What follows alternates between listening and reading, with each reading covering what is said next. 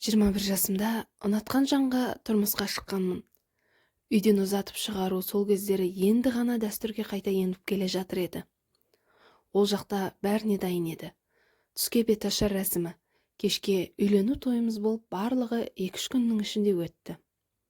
Одан кейін тағы да 4-5 күн үйден қонақ үзілмей, жаңа бас қосқан жігітіміз екеуміздің ақ төсегімізге жатуға шамамыз да келмеді.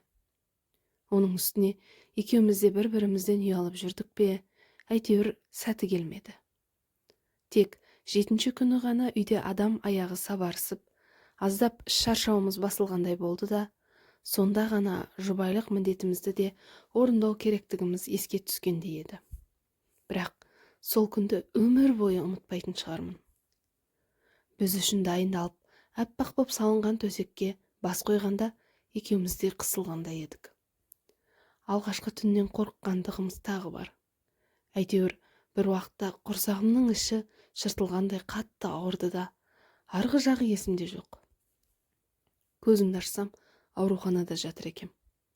Басымда күйеуім, бір жағымда енем тұр. Не болғанын түсінбедім. Тек дәрігер келіп, күйеуім екеумізді ғана алып қалып түсіндірген кезде ғана көз жеткіздім. Түнде қатты ауырсынудан кейін талып қалыппын. Қорқып кеткен күйеуім бірден ауруханаға келіпті. Мұндай болады, қатты қорыққан шығарсың. Әдетте төсек қатынасынан алдын ала қорқыныш болған кезде көп жас келіншектерде бұндай болып тұрады. Қай жерің ауырады? Қазір тексереміз, сосын бәрін анықтаймыз. Бұрын осылай естен танған кездерің болмаған беді, деп дәрігер маған біраз сұрақтар қойды. Содан кейін арнайы гинекологиялық креслоға шығарып қараған соң, аздаған қанталау бар екенін, біраз күн қосылмау қажеттігін де ескертті күйеуім екеумізге.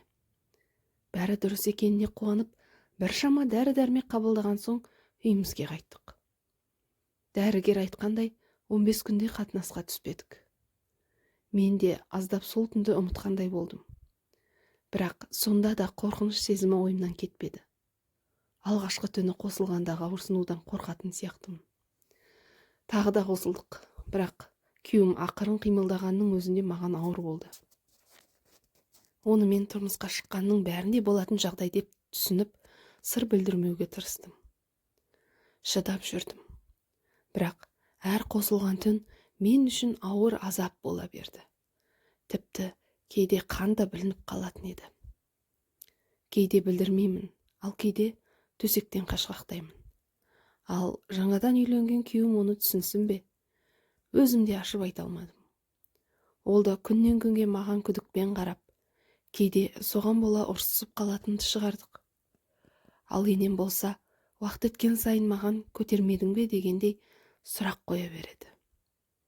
Мен үшін тағы бір қасіретті түн өтті. Сол күні күйеуім жолдастарымен сыралатып келген екен. Әй-шайға қарамай мені төсекке алып ұрды. Тура біреу әбден қайрап жібергендей дөрекі қимыл көрсетіп, ауырады дегеніме қарамай қинады.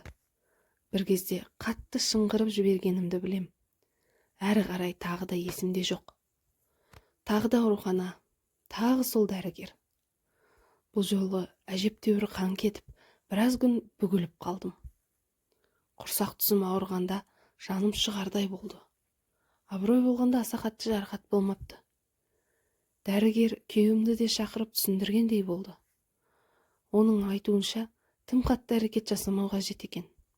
Оның үстіне менің де ішкі мүшемнің қан тамырлары нәзік екен.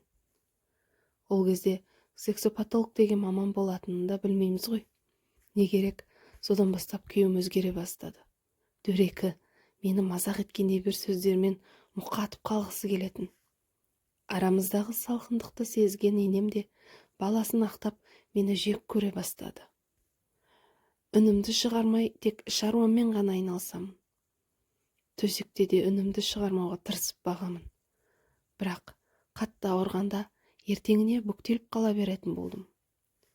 Шынымды айтсам, күйеуге тию маған қасірет әкелгендей болды. 12 келі салмақ тастап, әбіршіп, қатты жүнжіп кеттім. 6 айдан соң көрген анам шошып кетті. Басында ауру екен деп ойлапты. Бірақ шынында менің ішіме дерт кіріп үлгерген еді.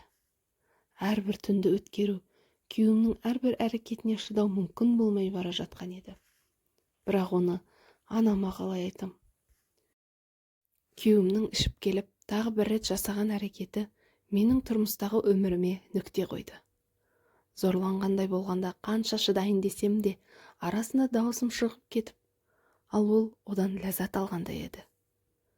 Жыныстық мүшесі құрсағымды жарып шығардай болғанда, енді онымен тұра алмайтынымды, жалпы енді қайтып жыныстық қатынасқа түскім келмейтінін түсіндім.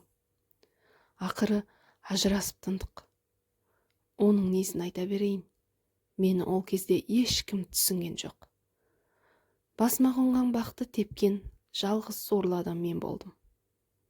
Тіпті ата-анам да мені түсінген жоқ. Сөйттім де оңтүстікке кетіп қалдым. Мені ешкім танымайтын, білмейтін жерге. Біраз жылдан соң сексопатолог маманға бардым.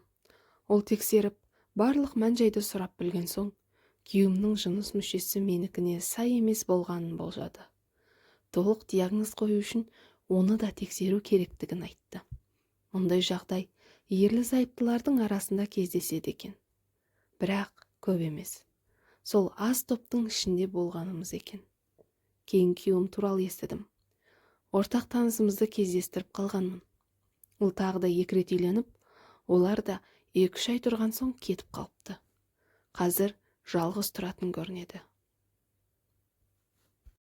Сонда ғана түсіндім, бар бәле менің күйеуімде екен. Оның мүшесі тым үлкен болып тұр.